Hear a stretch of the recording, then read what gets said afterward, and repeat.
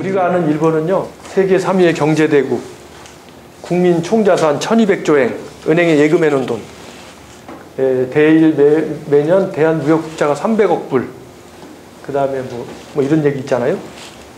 이게 우리가 아는 일본이에요. 맞죠? 여러분들이 아시는 일본. 여러분들이 모르시는 일본 얘기를 해드릴게요. 국민 총생산이 500조인데요. 매년 줄어들어요. 국민 총자산이 1200조인데요. 1200조가 어디에 가 있냐면 우편적금에 들어가 있어요. 우편적금. 우리나라도 우편적금 있잖아요. 그 무슨 법이라 그러죠? 은행이 망하면 왜 돈 좀밖에 못 찾는 그런 제도 있죠? 그것 때문에 우편적금은 국영기업체이기 때문에 100% 다 줘요.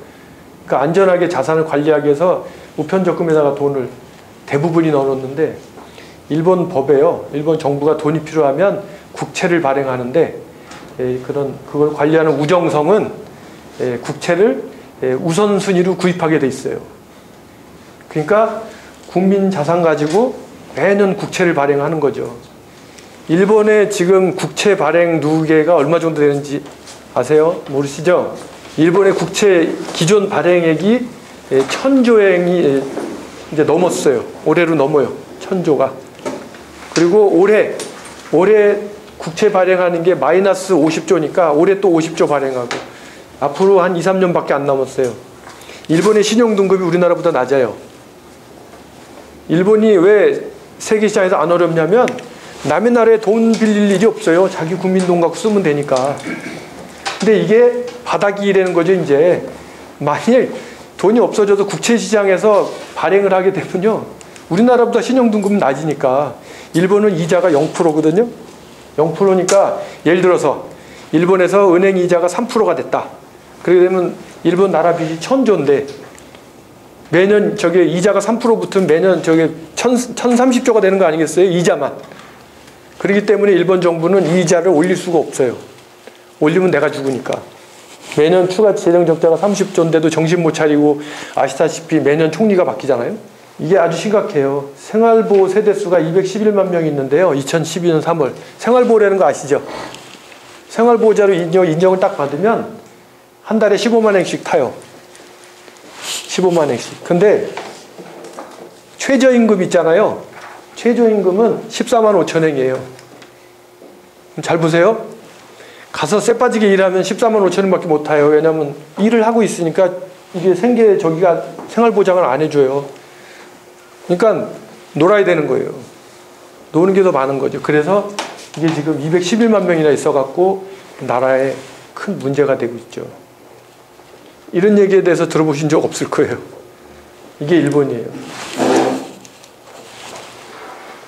정치가 타락한 거 여러분은 잘 아실 거고, 그 다음에 이 정치가들이, 제가 요즘 일본 사람들한테 이런 얘기를 해요. 일본 정치가들한테. 어떤 나라가 있고 어떤 나라가 있는데 이 나라는 정치가들이 뇌물 잔뜩 받아먹고 부정 잔뜩 저지르는데 할 일은 한다. 근데 어떤 나라는 정치가들이 아주 깨끗해서 정치자금도 안 받고 나름대로 아주 깨끗한데 일을 안 한다. 당신은 어느 나라 국회의원이 똑똑하다고 생각하냐라는 질문을 해요. 제가 생각하기에 돈 받는 국회의원이 한국이고 돈 안 받고 일 안 하는 국회의원이 일본이라고 저는 생각을 해요. 왜냐하면 일본에서 국회의원 정치자금 스캔들이 터지잖아요. 보통 웃음이 나오는 얘기가 많아요. 100만 원, 200만 원, 300만 원. 한국 돈으로 3천만 원, 5천만 원이잖아요. 우리나라는 몇 억 정도 돼도 떡값이라고 당당하게 얘기를 하지 않습니까? 일본 사람한테 제가 통역을 해줄 때 아주 힘들어요. 아니 신문에 떡값이라고 나왔는데 무슨 떡값이 몇 천만 원씩이나 합니까? 지금 일본의 민나노 당이라고 있어요. 일본 말로 민나가 저기 우리거든요. 그러니까 한국말로 의역을 하면 우리 당이에요. 그 우리 당의 당수 되시는 분이 제가 모시고 왔던 분인데 당시 자민당 정권 안에서 행정개혁 담당 대신을 했었어요. 그래서 제가 모시고 왔었는데 그분하고 이제 개인적으로 친하고 지내다 보니까 저는 정치에 관심이 많아요. 다른 의미가 아니고 정치가 바뀌어야 나라가 바뀌니까. 그래서 일본도 인터넷 정치헌금이 되면 좋겠다라고 생각을 했었는데 그게 2년 전에 시작이 됐어요. 그래서 이제 기쁜 마음에 이렇게 하다 보니까 저기 대신 홈페이지에 가게 돼갖고 거기서 제가 만행을 정치연금을 했어요. 해보니까 되더라고요. 크레딧 카드를 이렇게 해서 기쁜 마음으로 있었는데 그 다음날 비서한테 연락이 왔어요. 나 좀 보자. 그래가지고 만났어요. 만났더니 아주 심각하게 얘기를 하는 거예요. 그 와다나베 대신께서 당신을 좋아하고 또 당신이 그 사람 좋아하는 건 내가 잘 아는데 대신께서 꼭 전하라는 말이 이거였다. 이 만행을 당신한테 돌려줘야 되겠는데 오해하지 말아라. 일본 법에는 외국인한테 정치연금을 받을 수 없게 돼 있어요. 그래서 나한테 만행을 받았으니 그걸 돌려줘야 되는 거예요. 그래서 10,000원 돌려받고 30,000원어치 술 샀죠. 손해봤어요. 지난번에 마야하라 외무대신이라는 사람이 제일교포인데 귀화를 안 하시고 그냥 이름을 일본식으로 쓰시는 할머니가 있었는데 그 할머니가 마야하라 외무대신을 기여했어요. 이게 커갖고 외무대신이 되다 보니까 귀여워서 이 할머니가 저기 고깃집을 하는 사람인데 200만행을 줬대요. 정치연금 하라고. 근데 이 마야라는 사람은 태어날 때부터 일본말을 하는 아줌마였고 태어날 때부터 일본 이름이었던 할머니였던 거예요. 근데 그게 나중에 알게 된 게 그 할머니가 제일교포였던 거고 그거를 정적들이 찔러가지고 결국 마야하라 외무대신이 그만둘 수밖에 없었던 거죠. 그런 일본의 제도가 그런 게 있어요. 그게 왜 그렇게 되냐면 일본 우익들이 제일교포들한테 정치연금을 받는 국회의원들이 늘어서 한국을 위한 정책을 쓰지 못하게 하기 위해서 만들어진 법이에요. 그 다음에 이게 60년 만에 장기 독재에서 정권 교체를 한번 했는데 그래서 민주당이 탄생을 했거든요. 탄생을 했는데 그러다 보니까는 이 사람들이 장관도 임명을 하고 막 할 거 아니겠어요. 장관 임명을 했는데 죄다 어디 가서 무슨 유식자라 해갖고 교수들이라든지 뭐 이런 인간들만 잔뜩 시민단체 활동하는 사람들이 이런 사람들에다가 장관을 딱 시켜놓으니까 이 사람들이 완장을 딱 차니까 완장을 치니까 사람이 틀려지잖아요. 그래가지고 그 사고를 많이 일으켜요. 맨날 뇌물 받던 사람들은요 안 들키고 받는 법을 아는데 받아본 적이 없었는데 어느 날 갑자기 문전성시 아니겠어요? 그러다 보니까 막 받다가 이게 들통이 나는 거죠. 걸리는 거죠. 그래가지고 무슨 뭐 우리가 믿고 정권 교체를 해줬는데 이 인간들이 더 나쁜 놈이다. 막 이런 식으로 돼. 초보 운전들이다. 뭐 정권 담당 능력이 없다. 이렇게 막 깼어요.